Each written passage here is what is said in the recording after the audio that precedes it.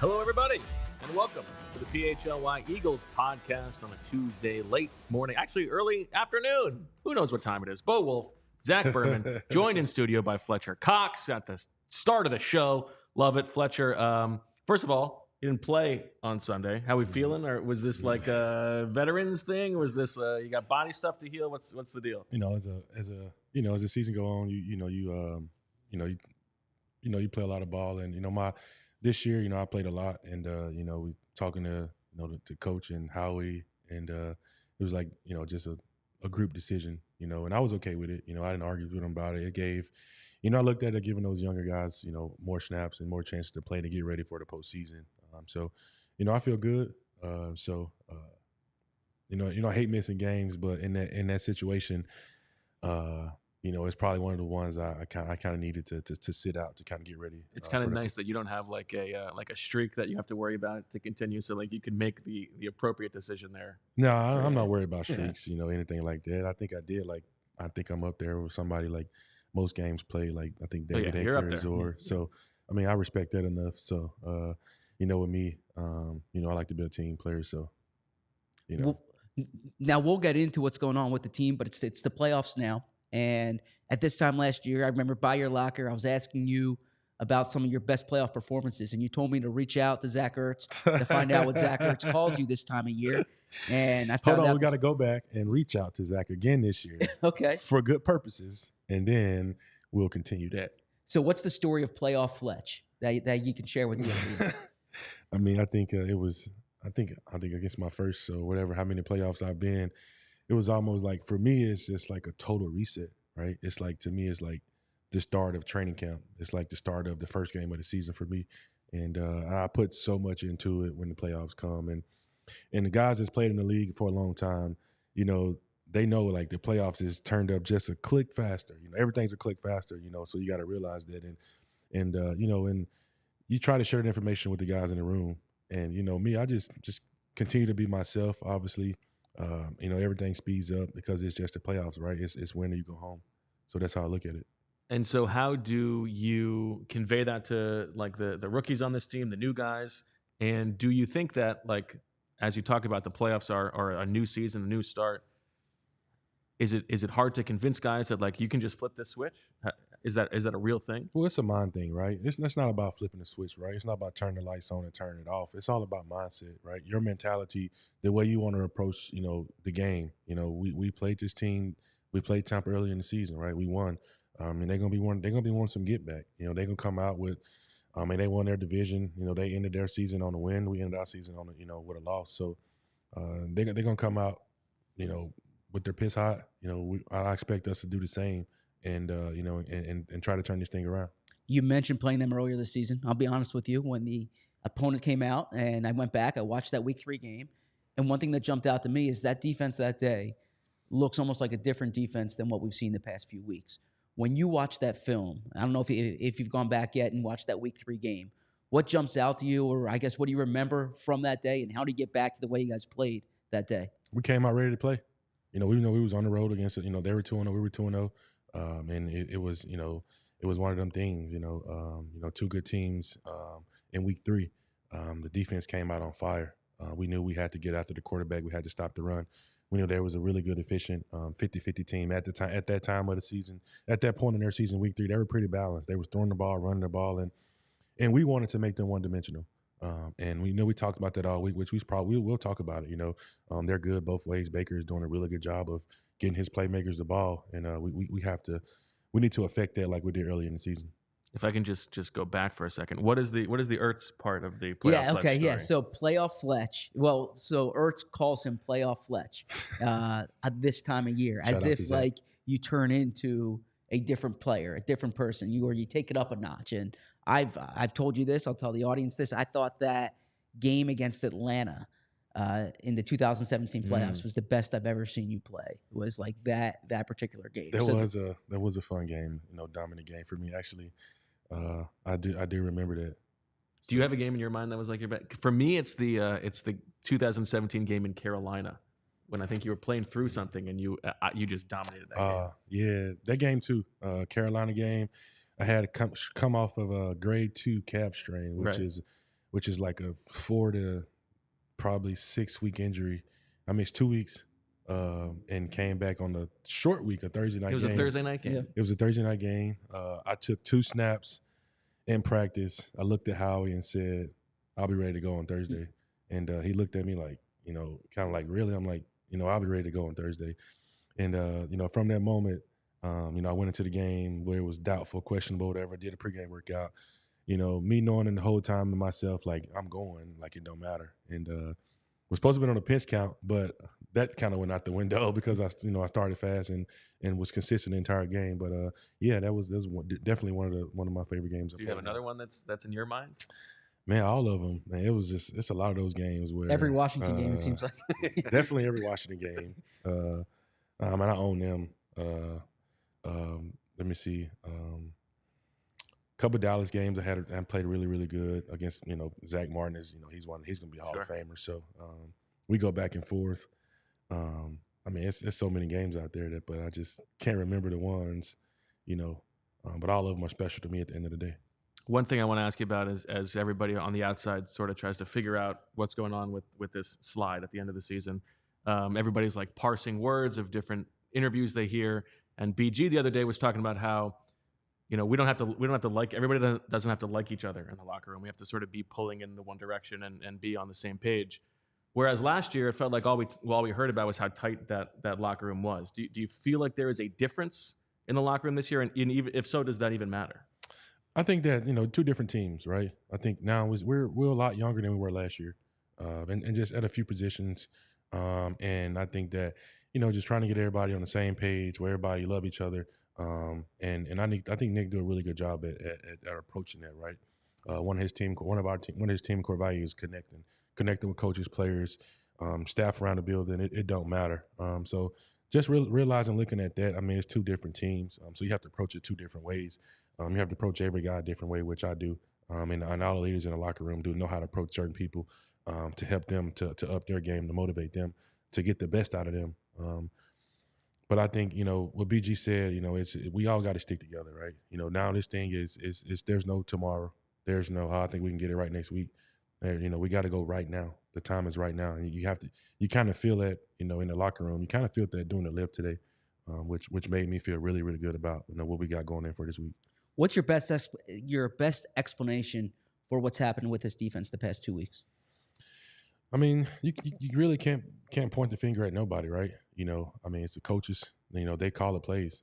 The coaches, they can't play. They can't go out there and play 40, 50 snaps, right? I think, us as players have to hold each other accountable and come together and really figure out the problem. The coaches call the plays. Our job is to go out and execute them. In which, there's going to be some up and downs in the swing of things, what goes on. But, I think, this week is really, I think, we'll all come together and try to figure out, pinpoint what's going on. I know our one thing is, last 2 weeks, we really haven't tackled that good, which at the midpoint of the season, we weren't tackling that good, but we was kind of getting away with it, and it's kind of catching up with us. Those are a few things, we can't allow, what's supposed to be a 2-yard gain turn to a 12-yard gain, and we got to do a better job, I think, as a defense of players of putting teams behind the sticks. We're good when we put teams behind the sticks. When teams are 2nd and 2 and 3rd and 1, 2nd and 3, those are waste downs. So I think we'll do a better job of that.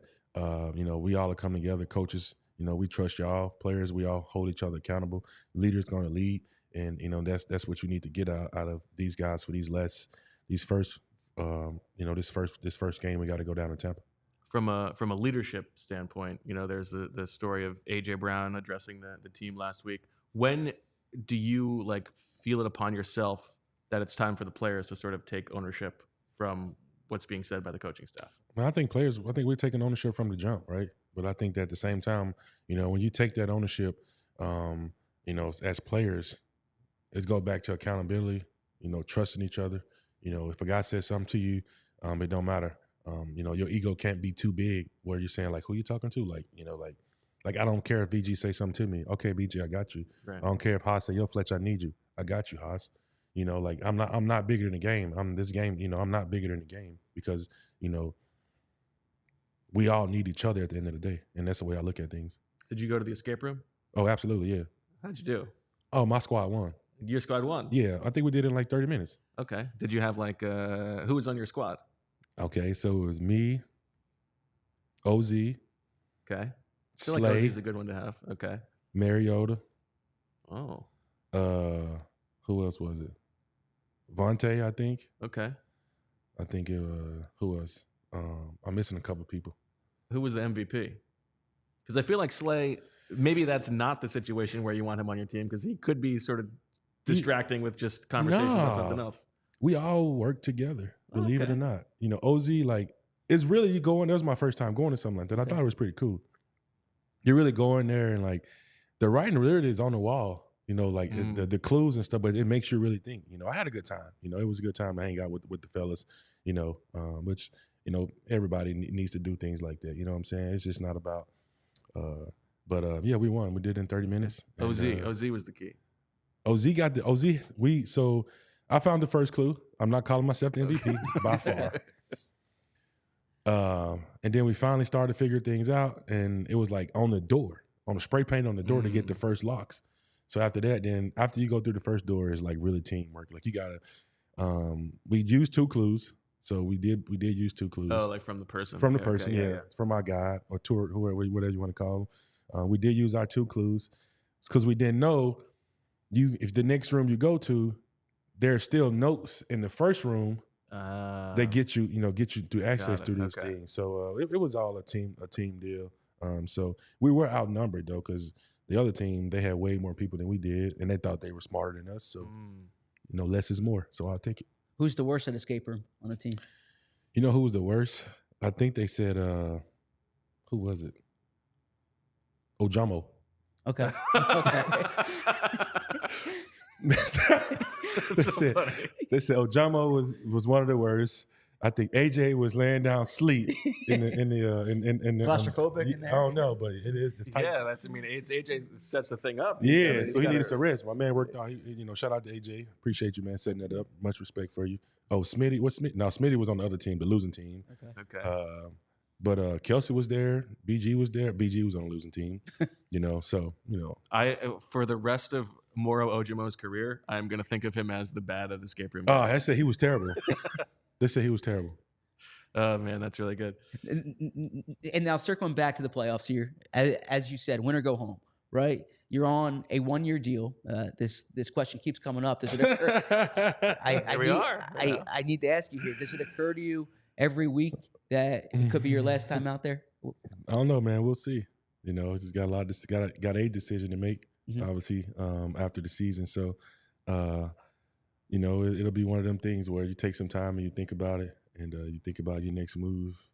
But yeah, we'll see. Are you able to compartmentalize? Like, are you able to be like, this is the season, I can't think about that now, and turn that off? Or is it, it's got to be in the back of your mind somewhere, right? It's always in the back of your mind. You know, things come up, it's always in the back of your mind where, you probably, man, it's just this Take a look around. You know, right? you look around and, you're like, okay. But it'll be a situation where I talk to my family and it'll be my agent, all the people that's important to me, and, and then we'll see. As a follow-up to that, though, even if you are back, right, the team will look different. And you're one of these guys who has been here for a long time, 12 years, playing with, it's rare to have 3 teammates for most of that time, 2 of those guys the entire time, right? Do you look around the locker room and realize that this stretch with these guys, it could be coming to an end soon, however long it is? You do. You enjoy the moments with those guys, last week, me and Lane, we went pheasant hunting. Those moments that we get, you don't forget. You just grab Lane. I call Lane, hey, man, you want to go here? Yeah, man. Meet me there tomorrow at 9 a.m. Those are moments that, you enjoy. And then come to realize Lane had so much fun doing that. I should have invited him a long time ago. So, those are things like that. You call a old teammate, guy that you've been playing with, been going to play a lot of ball with, going to war with for a long time, call him up. Now, I know Lane enjoy pheasant hunting, right? Yeah. So now, like, anytime I get ready to go, I'm going to make sure I call Lane and see if he want to go. Do you have, like, do you think back to, like, the first time you met Lane or Kelsey or BG? Like, Oh, absolutely, absolutely.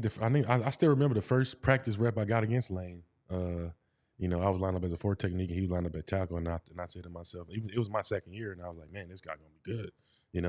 And look at him now, 11 years later. Kelsey, the first time I met Kelsey, it was, he was with Howard Mudd, and Howard was just streaming. It was one-on-one pass rush, one of them deals, and obviously, BG, he my locker mate for this long, so. Still remember the first time meeting him and that you're looking up like, dang, man, I'm really sitting beside Brandon Graham, just things like that. So those are moments you always remember, conversations you always remember having with those guys, and you enjoy it. Those are things like still conversations that me and BJ have on Lane, Kels, at the breakfast table. Lunch table, it don't matter. So you always enjoy it. And now Bo and I get to be in the locker room, so we understand partially what it's like to have a locker next to Brandon Graham. But can you explain to the audience who doesn't get to be in the locker room, who doesn't quite know maybe how outgoing Brandon Graham is, or the smells? Let's get there. I figured we were going there. I figured we were going there. Yeah, what's it like to have a locker next to Brandon Graham? If any teammates need tips, if anybody need tips on cologne or smell good, you can at BG, you can DM him because his locker is full of cologne. Anytime you want to smell good. So all the guys come over like, yo, BG, what you wearing today? What you wearing? He was like, oh, man, I got this sample right here because I ain't want to buy the bottle. I got this sample. You can have it, though. I'll get another one. And that's very, very outgoing. You've got a good BG impression. Oh, yeah. And I think he never has a bad day. He always is just positive about everything. And I'm so glad that he's, like, beside me because it's always positive. It's no complaining. It's, all right, Fletch, we got to go. Like, I need you. I'm like, I got you, BG. And now Bo had a line in a story last year about Brandon and his family that, like, Brandon's the guy in the locker room who is FaceTiming or on the phone on speaker all the time, right? Oh, I don't think he knows what headphones is. He has no idea what headphones is, right? Yes. It's like you walk out of a meeting, he on FaceTime. Yeah. You walk into the locker room, he on FaceTime. I don't think he literally call anybody. He FaceTimes everybody. Is there warning? Like, is there warning that? Oh, it's all day. Okay. It's all day FaceTime. Yeah, that's all day FaceTime. But that's BG though. Like everybody know. Like BG he gonna call his kids, call his family, call his wife, FaceTime them all. And that's the part you respect about him. He's a big family man, and he loves everybody. I can FaceTime him probably right now. Nah, he might not answer my phone call. So y'all ain't gonna get me with that. Nah, yeah, that's him. And now, Fletch, do you catch yourself looking around here as your time with us for the season comes to an end? Like, get a little wistful?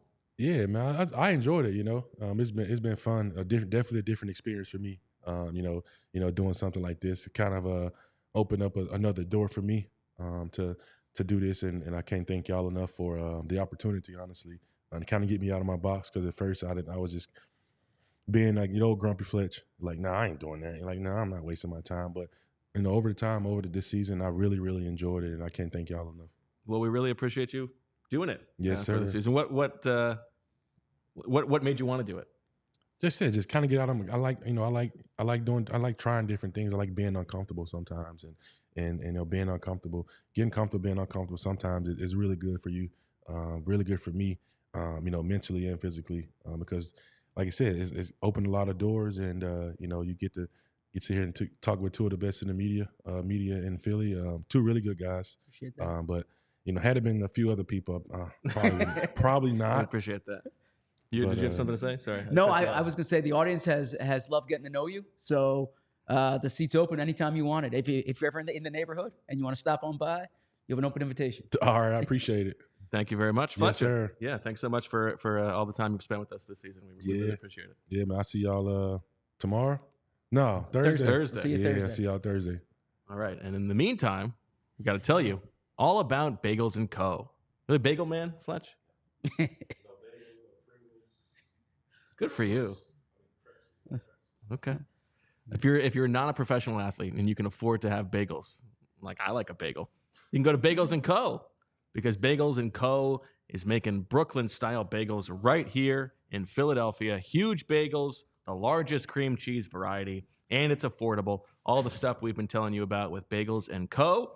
They've got seasonal bagels. They've got seasonal cream cheeses, and it's all very, very affordable. For the best Brooklyn-style bagels made right here in Philly, head to www.thebagelsandco.com/store-locator to find the closest Bagels and Co. near you. And who am I talking about here right now? Well, you're talking about Game Time, our good friends at Game Time. And I have a correction. Yesterday, I mentioned the Northwestern women's basketball game. It was actually Northwestern men's basketball game, but what is still applicable is that the PHLY code was used. And I mentioned yesterday, too, this Sixers game coming up on Martin Luther King Day. I've heard from a few people who are actually getting their tickets on Game Time because it's a good game to take your kids to. So if you want to join the party for that, you need to know that buying tickets to the Sixers and to your favorite events should not be stressful. And Game Time is a fast and easy way to do it.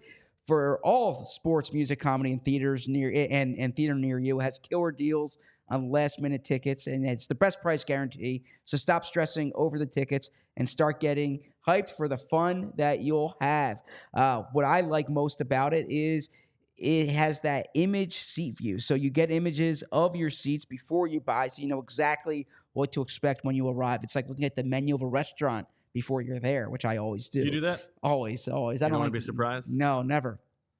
Sometimes when I used to... you don't like surprises? Okay, we'll get to this. We'll get to this. Buy tickets in a matter of seconds, 2 taps, and you're set. Tickets are sent directly to your phone, so you never have to dig through your email. Tickets make great holiday gifts. Snag the tickets without the stress with Game Time. Download the Game Time app, create an account, and use code PHLY for $20 off your first purchase. Terms apply. Again, create an account and redeem code PHLY for $20 off. Download Game Time today. Last-minute tickets, lowest price, guaranteed. All right, let's talk menus. No, I like to do self-deprecating stories. Okay. So there was a time in a previous life, when I was on a date and I wanted to be like, I looked at the menu ahead of time so I can be decisive. Sure. You're not going through it. And I picked out what I was going to get. And then they changed the menu. Okay, but I didn't look, so I ordered something, and it wasn't on the menu. And so it was you just ordered it without even looking. Double check. Exactly. It's I'll have such. I'm trying to be a hotshot. Sit down and give me this. No, it wasn't that at all. It's like that's no longer on the menu, and it's like, and then you have to rush through and look at it. So how did you explain that? I don't think I did. I mean, fortunately, the dates weren't like being on the show with you, where they're prodding for you. Just kind of you can try to dictate the conversation as opposed to you're trying to conversation dominate.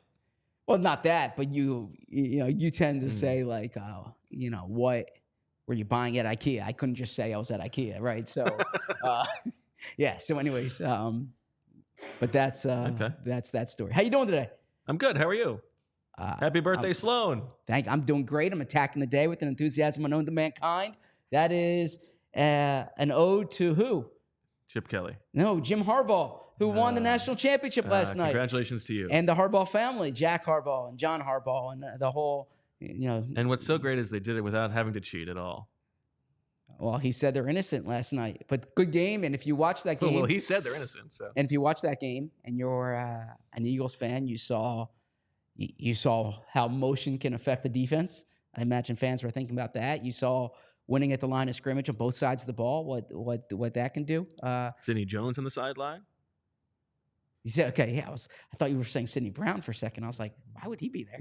Oh, yeah, Sidney Jones was there. And it is interesting, too. They have, this is our first time talking about Michigan. I could have said this back in week 2, but they have a guy named Graham, 55. So it's they sell actually jerseys now with the names on the back. They used to not be able to do that. Now they do. But you don't know if that's a Brandon Graham or is it Mason Graham? I'm not sure. I think it's Mason Graham or something like that. But Brandon Graham, 55, right? And now Michigan has a Graham, 55. And Washington has a guy named Penix. Junior, yes. Yeah. I don't understand the joke there. He's an outstanding quarterback, a lefty.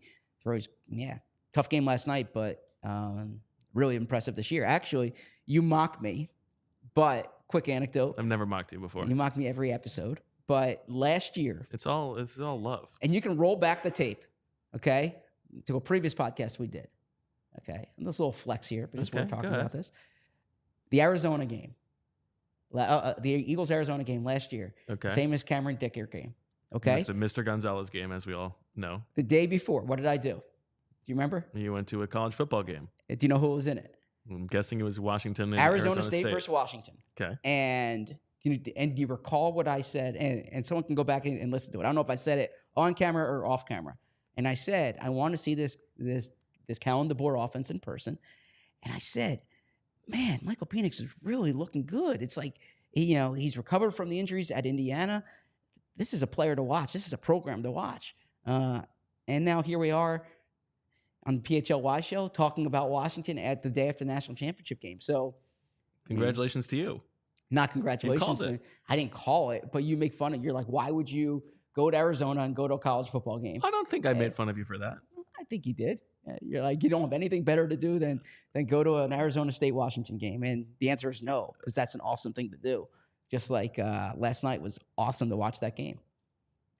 Your enthusiasm for college football at this stage of your life, given everything else you have as like weekend responsibilities, I'm impressed by it. It's hard for me to identify with it, but I'm impressed by it. That's okay. To each their own, right? Yeah. But yeah, as the Harbaugh family That's says, why I love New Year's so much. Attack each day with an enthusiasm unknown to mankind, and that's never more applicable than the morning after Michigan wins the national championship.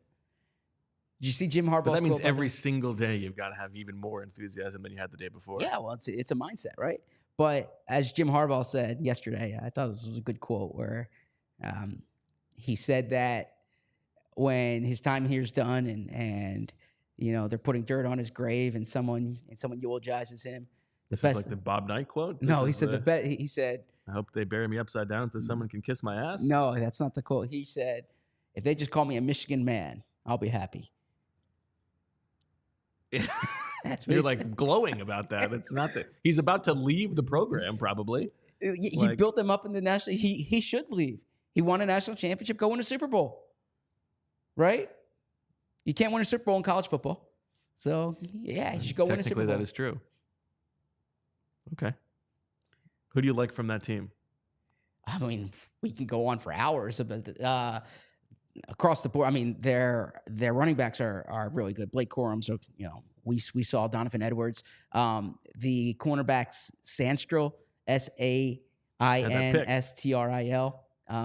I mean, Will Johnson, he's not in this year's draft, right? But really good corner on the outside, a sophomore, I believe. They don't have the same like edge rushers that they might have had in the past. I like the linebacker, Junior Colson. If the Eagles have like a middle round, You like the quarterback? McCarthy, I do. I've liked McCarthy ever since he was a freshman. Now, I mean, Caleb Williams and Drake May are the top two.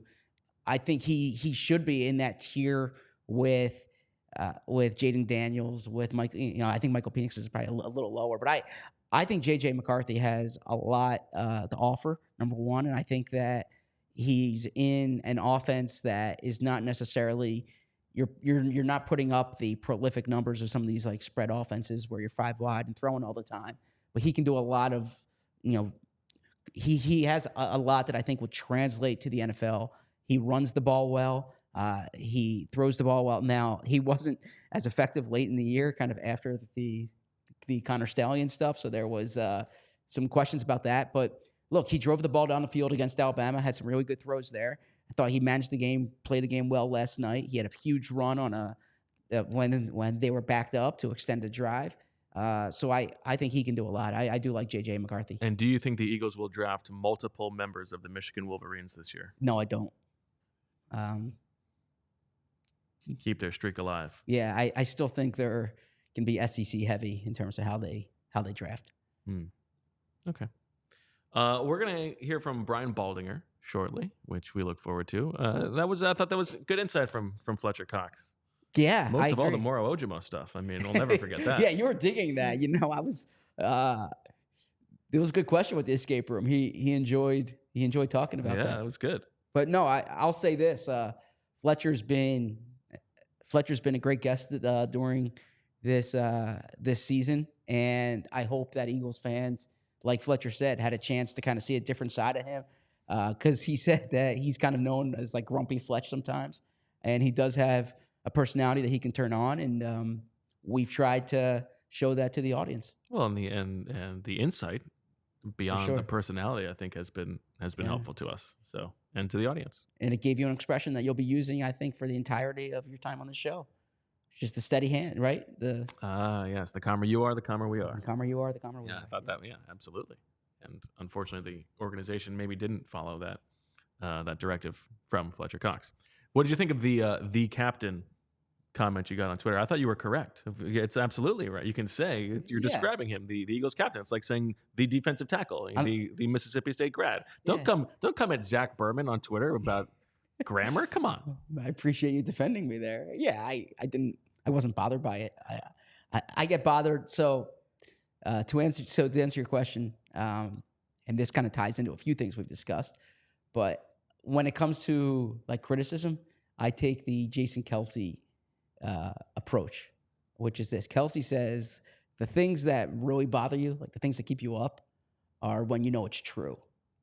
Right? When they say something there. I don't think you take the Jason Kelce approach. No, I don't think Jason Kelce is like reading every comment under a thing that he writes. No, Kelce will say, he's not taking it all in. I've had this conversation with Kelce, and he's talked about it, so I'm not speaking out of turn. Sure. Here. But he says, like, the stuff where the person doesn't know what they're talking about, you kind of just brush off. Sure. You know, it's the stuff that, like, you fight against it, and then you're like, yeah, he's right. Or that person has a point. That's what really bothers you. So when there's, if that day when we talked about the Gannon thing, and the person said you brought a knife to a gunfight, yeah, I didn't have a good show. I thought you did good in that. You gotta stop thinking about that episode. You did a good job. No, but comments where I'm like, you know what, that person has a point. But not everybody has a point, Zach. Again, we don't need to have this conversation, but I look at it like if you go to the comments own a restaurant and one person says they don't talk about football enough, and then another person says that's the best part of the show. How can you take them both equally? So that's the hard part. I mean, because I want to satisfy all the customers. Well, right? You're not going to be able to. You have to accept that. So if you own the show is the show. If you don't like it, leave. If you own a restaurant, no, don't leave. Don't leave. That's like someone coming to your restaurant and you making them a steak, and they don't like the steak, and you're like, well, then you can leave. You're like the soup Nazi. You know, no soup for you. If it's like you are opening like an authentic like cuisine, right? And this is how it has been cooked in your family for generations, and some jabroni comes in like saying, oh, this isn't not how I've had it at Chipotle. Can you change it? You don't have to say, oh, yes, please, we will change it for you, for your tastes. No, go back to Chipotle. Okay, yeah. I believe that customer feedback is an important thing to take. I'll convey the customer feedback to you that I think is appropriate, and then I won't convey the one that you don't need. Okay. All right, we are waiting for Baldy here. What do you want to talk to Baldy about? Well, what's going on with this team, right? Number one, and then number two, the Bucs. I said on yesterday's show, I've seen bits and pieces of them since week 3. The Eagles haven't had as many like cross opponents with them, and they've had cross opponents, but it's not a team that has kind of come across my desk as frequently during the past 2 months of the season. I saw some of that Panthers game on Red Zone the other day before the Eagles-Giants game, but I'm curious I'm curious how this Bucs team stacks up. Right, the Eagles completely outplayed them in week 3, but really, what's wrong with this Eagles defense? Why does it look like all 3 levels are playing like a different scheme here, and how or if they can fix this in time? All right. Well, the good news is we can start to ask those questions now because we are joined by Mr. Football himself, Brian Baldinger. Baldy, how are you? Hey, I'm doing good, guys. You know, I'm like everybody else. I'm excited about Super Wildcard Weekend starting in a couple days. Did you have to like steel yourself to watch the film from Sunday? Could you even bring yourself to do it, or did you have to be like, all right, everybody, this is about to be like a horror show. Get ready, like cover your eyes. How bad was it? Well, it was bad if you wanted to just tell the truth. It was bad. You know, if you just want to just tell the truth about what's wrong. I didn't tell the whole truth. I did some things out there, but because it's not my job to that's what the coach's job is to tell the truth. And I don't know that anybody's telling the truth over there about, you know, how hard they're playing, if they're in shape, do they communicate, Does the right hand know what the left hand is doing? I mean, there's just some things. If the other team is calling out the plays before they happen, maybe there's something a little bit predictable about what they're running. So all those things are happening. And so I was going to ask you about defense there, but in terms of like calling out the plays before it's happening, what do you see about the predictiveness of the offense? Is that what you're referring to, and is that something that needs to be fixed going into this Bucs game? Well, there's a lot of things that need to be fixed, but I mean, by formation and by personnel, they do certain things. Jack Stoll's on the field. There's certain formations. If Calcaterra's on the field, there's certain things that they do and don't do. I mean, there's just things from a formation standpoint and personnel standpoint that are pretty easy to figure out. But, the biggest thing, honestly, Zach, when I watched him, it was just odd to me. There's only one thing Wink Martindale does, and we all know it. We all know he's going to blitz, he's going to pressure, and it's coming. It's just coming. So what's your answer to it when it comes? And honestly, it looked to me like they weren't anticipating it because they didn't have an answer. And so that's when Jalen's running all over the place and generally just throwing the ball away, but really not running a play. And I had to corroborate that just with some people. But, I watched all the blitzes. I'm sure you did too. What was the answer to it? Because it's coming on Monday night. We know what Todd Bowles is going to do. So it's kind of head scratcher when they say, we got to work harder, we got to do this and all that stuff. Well, all right, great.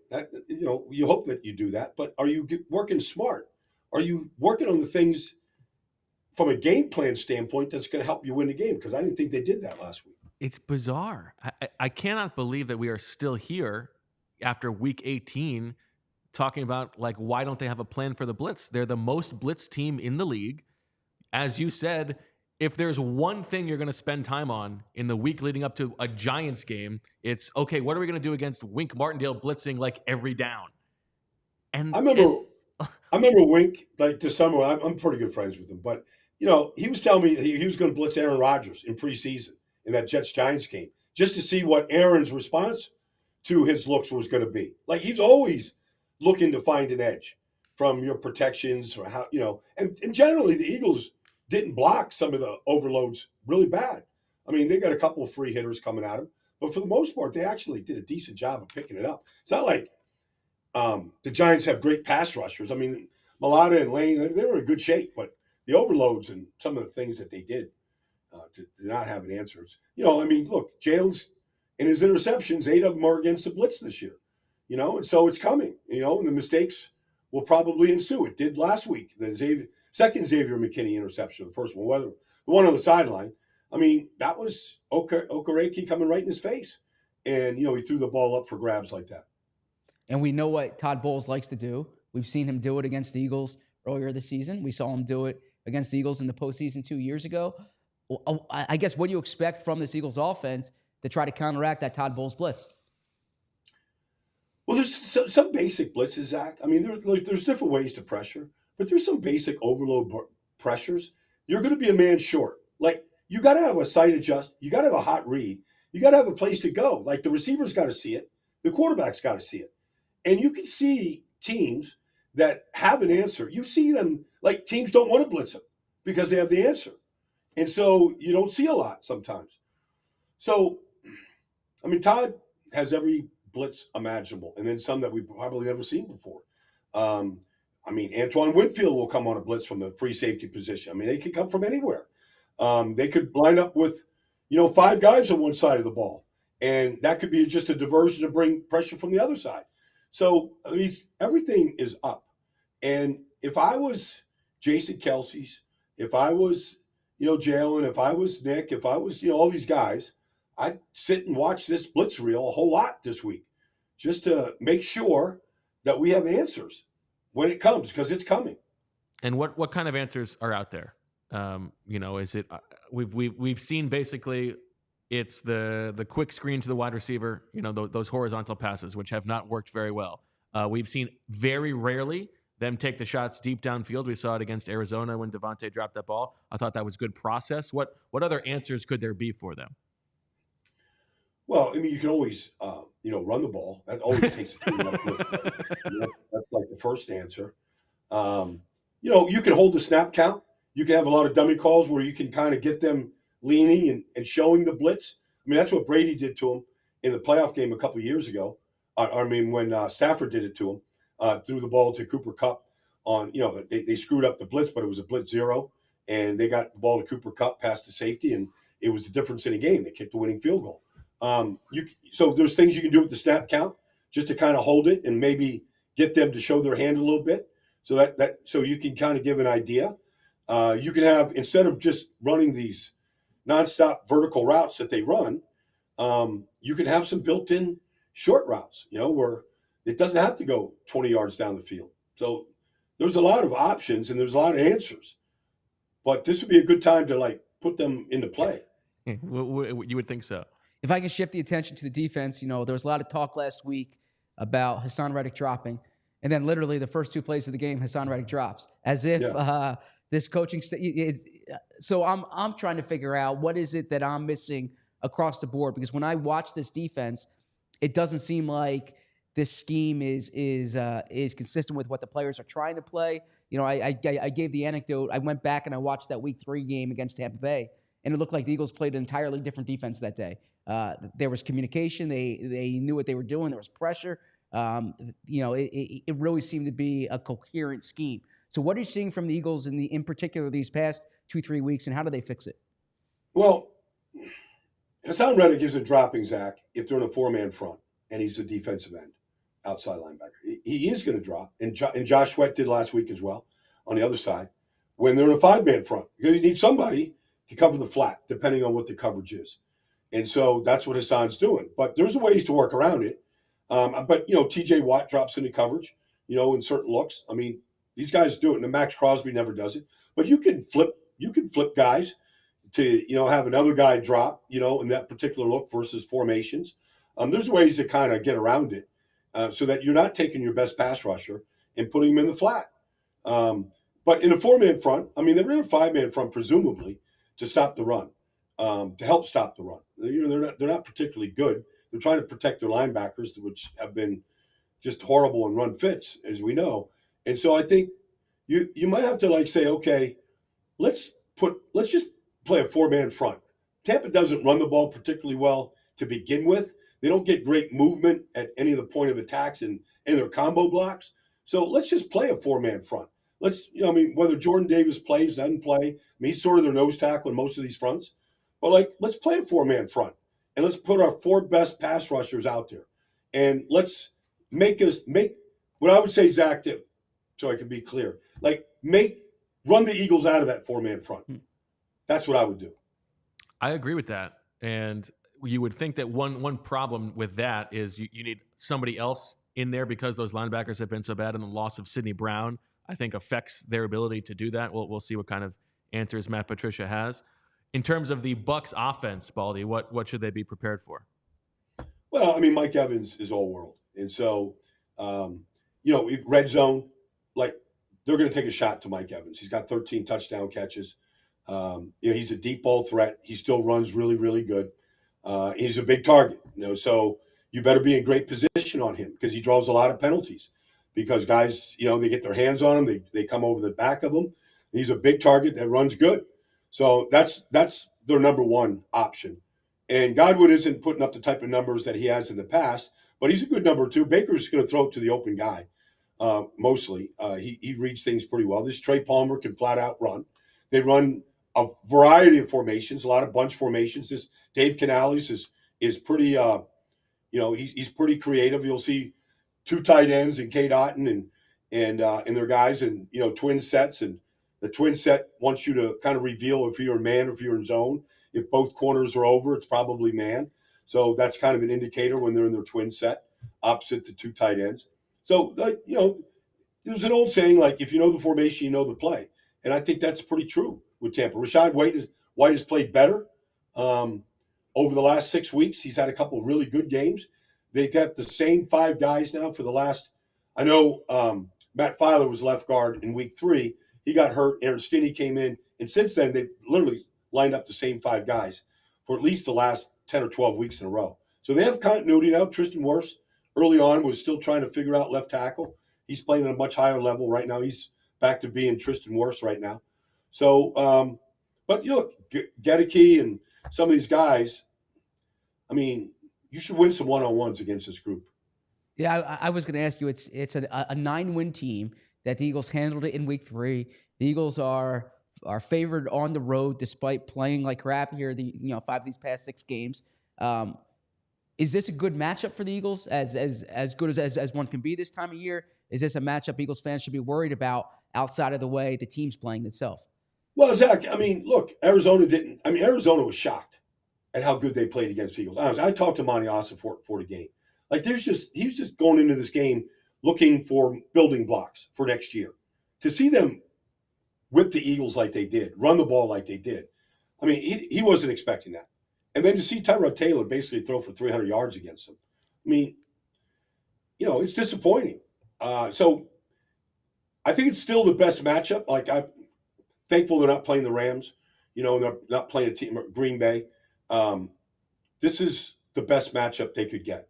They can win this game. There's no question they can win this game. And maybe it'll quiet the crowd a little bit. And maybe all the players will say, I told you so. Okay. It's the best matchup. It's the most winnable of the matchups that they could have this weekend. Baldy, I'm going to ask you a very selfish question because I know that you're a man who knows many things. Do you have any advice for a sore back? Yeah, well, the body is a pulley system. So you got to strengthen the core to get rid of the bad back. And then, you got to stretch. You got to stretch all the time. Can you touch your toes with your palms on your hand? No. Oh, yeah. Well, we got to. So bend down, stand up. I can do it when I'm sitting here, but No. Stand up and bend your knees and put your palms on the ground. Okay. Right now? Just like this. And then basically you got to open up your hips. You got to open up your hips right there, okay, gradually, but keep the palms flat on the ground and then straighten one leg, bend one leg, straighten one leg, and you got to, that's what I would do. But I would do, I would go start at maybe 1,000 crunches a day. Start working on the core. Yeah, and then build it up to 2,000-3,000 crunches a day. It takes 20 minutes, but it's a good 20 minutes though. This is what I need. I need this kick in the butt. Or your back. Thank you very much. If I can sneak one more question in, because the question I keep getting. I hope it's about banana. No, I have a question for you. I have a question. Yeah. Like you're a very good reporter. I see your questions in some of these press conferences when I read it. And do you ever feel like you get an honest answer?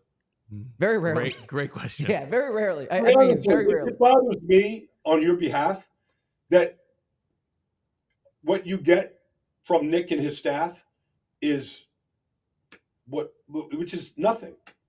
Yeah, so I can tell you what I'm trying to do sometimes there, short of getting an honest answer, is getting that question on the record, right? Because okay. so all right, they've been asked, are you making staff changes or like what'd you see from Jalen in this situation? So you have that benchmark to refer to when you go back to it. I got you. Okay. My last one for you is I keep hearing if the Eagles win this game, how can they avoid San Francisco? And the way they can avoid San Francisco is if obviously Green Bay wins or the Rams win.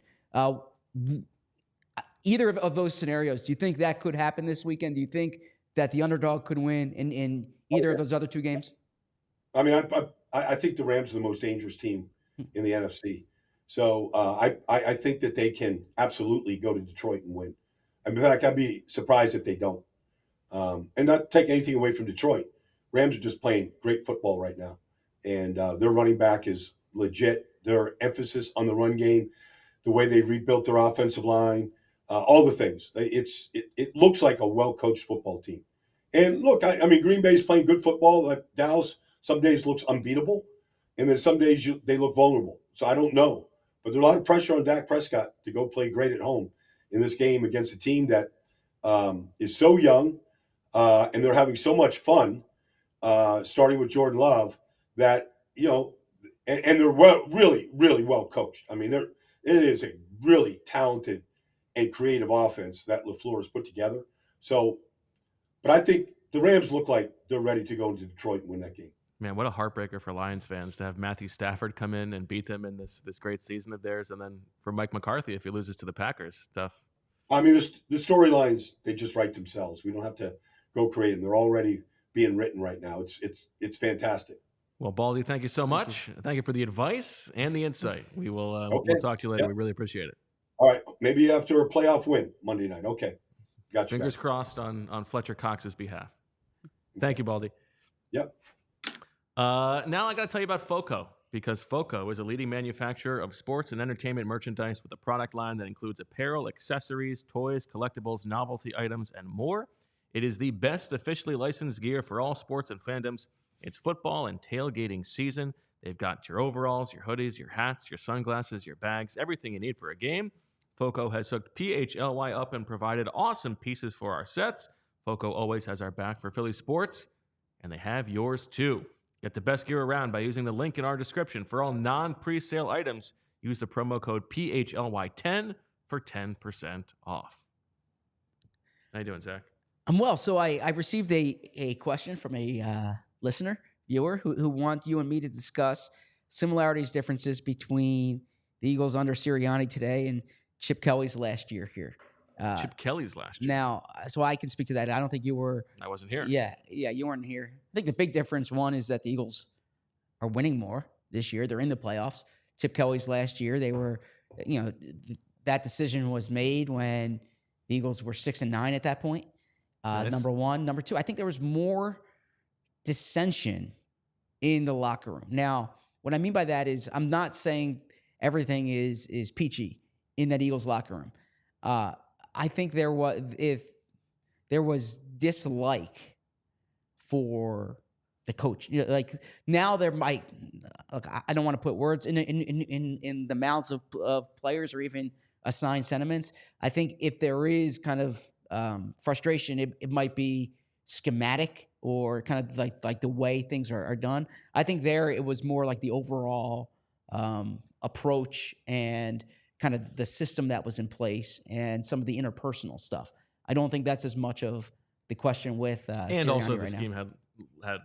was not putting them in position to win either. Yeah. But yes, I think that's probably a fair characterization. And then there was also toward the end of the Chip era, there was clear dysfunction within the front office, from the coach front office dynamic to the point that at the end of year two, Howie got pushed aside. Chip was in charge of the roster and kind of operating the way he philosophically thought it should be, as opposed to maybe the way Jeffrey Lurie or some others in that building thought it should be. But it was not the thing I can say is that the confidence in the head coach had eroded at the end, right? And that's why Jeffrey Lurie made the team. There was the thought that Jeffrey Lurie wanted his team back.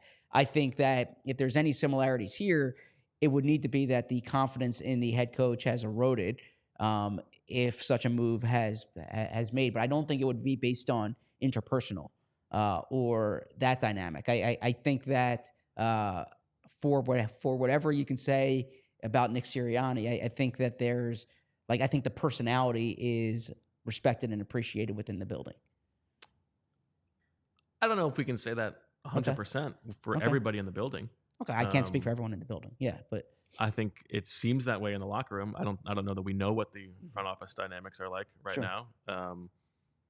I think there are some things that could have rubbed some people the wrong way along the way, but I think those are things that we need to learn more about until they're reported a little bit more deeply when the season is over. But I would say overall the biggest difference is that they're 11-6 right now. They were 6-9 when Chip was fired. So there's certainly been a collapse here, but they are in the postseason. There's a chance to continue writing the script. Now, if it goes... A chance to rewrite the whole narrative of the season, Zach. If it goes on Monday night the way these last two games have gone, all bets are off at that point, right? If you end the season with like 3 embarrassing losses to the point that you discussed post-Dallas game... It's hard to come back from. That I said was ridiculous then, and the worst case scenario is kind of close to occurring. Even worse. It's on the doorstep of occurring, right? Is that if they don't go down, that's why this game is huge, not just for this season, but kind of for the entire outlook of the franchise, because a loss that looks the way it did against the Giants, that looks the way it did against the Cardinals, would show you a lot about kind of not just the fitness of the organization at this point, but really how and if this coaching staff is getting across to these players. Well, and it was interesting to see the Jacksonville news from yesterday that Doug Peterson basically clearing out almost all of the staff. Did you see on his defensive staff got spared? I did. Rory Seagrass Rory and Bill Seagrass. Shuey. Yes. Very funny. Yeah, seriously. It's like, good for those guys. Yeah, staying power there. Yeah. I thought that was interesting. But it speaks to when things collapse like they did there and like they could here. Well, I mean, change is guaranteed. It's just we're talking about the level of change. How high up it goes. Yes. Okay. Good stuff. Good stuff from Baldy. I gotta start working on my core. There's no doubt about that. Yeah, great stuff from Baldy. I appreciate the journalism discussion too. Yeah, that was good. Yeah, because I'll take a quick minute or two here, and then this goes back to you saying some of the feedback.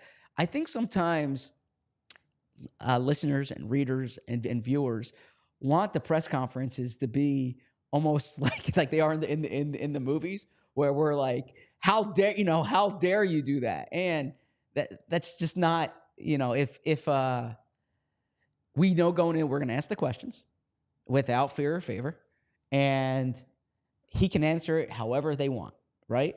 And we can only control the questions. We can't control the answers. Now, we can call BS on an answer at times, but and as you said, there are questions that need to be asked, whether you expect an honest answer or not.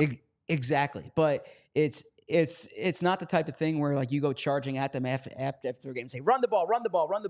It's like that would be funny. I would have liked to see you do that. Maybe so. But no, so I think that you ask in that case without fear or favor, and they can answer the question however they deem fit, and we can call BS when we write it, when we discuss it. But again, I've said this to players and coaches and PR people, and that they can't control the questions, right?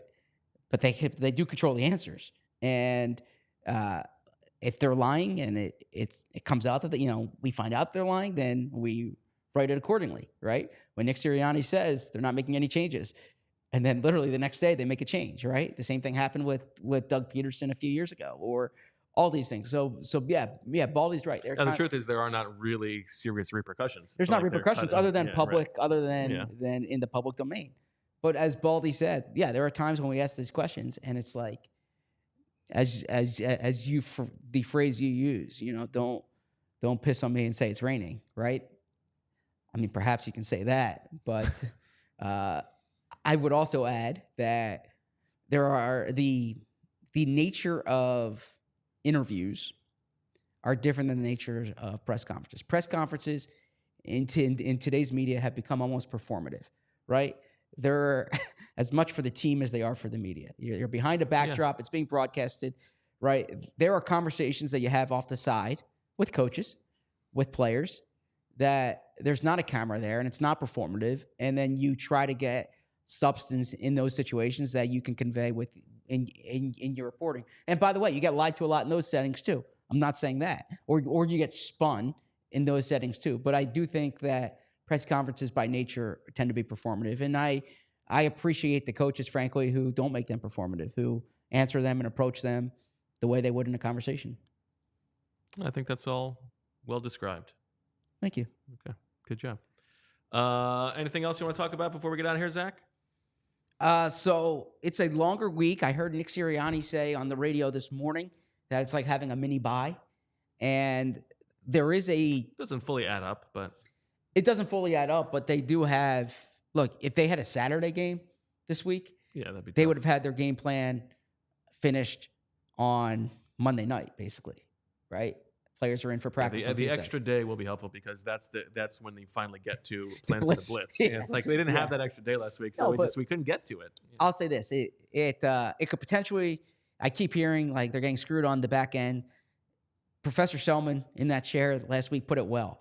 They could have had a Sunday game and played on Saturday, and you're still in a short week. The following Saturday, you're in a short week. I don't think think it's that bad. So playoffs, this is the nature of it. Unless you have the bye, And you're now like they're going to play on Sunday. If they win, they're going to play on Sunday. The league will not make them play on Saturday. Yeah. That's definitely not going to happen. So where I think that actually the Monday game, the Monday game is beneficial to them, is they have some key players who are injured, right? And so AJ Brown, if he's going to play this week, and then that extra day could be beneficial. And you go on down the list with Reed Blankenship and Cam Jurgens, Devontae Smith recovering from the injury last week. So, yeah, it could be beneficial from an injury perspective. But from our perspective, the reason I started this is the Eagles are going to be off tomorrow. We'll talk to coordinators tomorrow, but it's not like, the players are not in the building tomorrow. They're not on the practice field until Thursday of this week.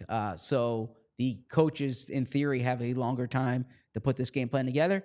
The same thing, though, Tampa Bay coaches have a longer time to put that game plan together as well. So I'm fascinated to see how both teams respond on Monday. What do you think goes into Moro Ojomo being a bad person at escape room? I feel like to be that bad, it's like he's offering bad suggestions, and he's being very vocal about it. Because otherwise, you're just more of a wallflower. Yeah, maybe you're just not into it, right? Or just like actively like throwing a temper tantrum. That doesn't feel. Yeah. That doesn't feel. Like I saw an EJ Smith story in the Inquirer that AJ Brown was claustrophobic in there, right? He wanted to get out after a few minutes. So maybe like the actual event, you don't. I've never done an escape room. He's like puking in the corner. Yeah, I've never done an escape room. Have you? I have once. Have we discussed this on air? I think maybe we did. That's the thing about 5 shows a week. Joy is nodding her head. Yeah, I know we talked about it off air, but no, I've never done an escape room, so I couldn't tell you. I feel like to be actively bad means that he's like trying to control the conversation and steering it in the wrong direction. Smart guy, Moro Ojomo, but very smart guy. Maybe not as smart as he thinks he is. Started college when he was 16 or 17. Yeah. Precocious. I appreciated Fletcher Cox using literally correctly. The answers are literally on the wall. Yeah. Well done. Okay. Good stuff. All right. That'll do it for this episode of the PHLY Eagles podcast. We are back tomorrow at 10 a.m. 10 a.m. the rest of the week, Wednesday, Thursday, Friday. We've got the Professor Dane is on Friday. We've got, should we say it, Zach, who we have on Thursday? We've got a former friend of ours. Not Cutter Gauthier. Good one. Yes. I want to ask you about that tomorrow. What do you want to ask me about it? I want to ask what you would have done if you were in Daniel Breyer's shoes. I probably would have traded him. Okay. All right. So I don't need to ask you tomorrow. That's your answer. Yeah. Okay. Yes. Yeah. I mean, what else are you gonna do? Hold him hostage? Set the bad precedent? One could try to call his bluff. Is he going to wait 2 more years to become a free agent? Yeah. I mean, would his mind change? Yeah, but then you gotta how much time does Daniel Breyer have? I think Daniel Breyer is good. I think like in terms of his job security. Okay. He's good. He just drafted, Makov. So why don't you save these takes? Why don't you go on the show with Charlie and Bill? If I'm invited, I would love to. Yeah. Have I ever told you? I think you. Sorry, have. You were wrapping up the show. That's all right. I think you have told the story, but go ahead. When I did Daily News Live, yes. And I'm like, I'm really good on these other teams. I don't know the Flyers as well. And they're like, well, you need to know the Flyers if you're going to do this.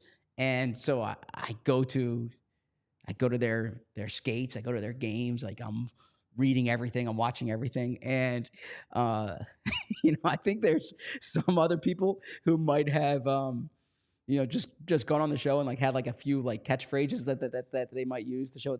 I was getting really esoteric about, when this player was drafted out, of the WHL, and it's like, what is he talking about here? So yeah, I got a little too into the weeds on the NHL back then.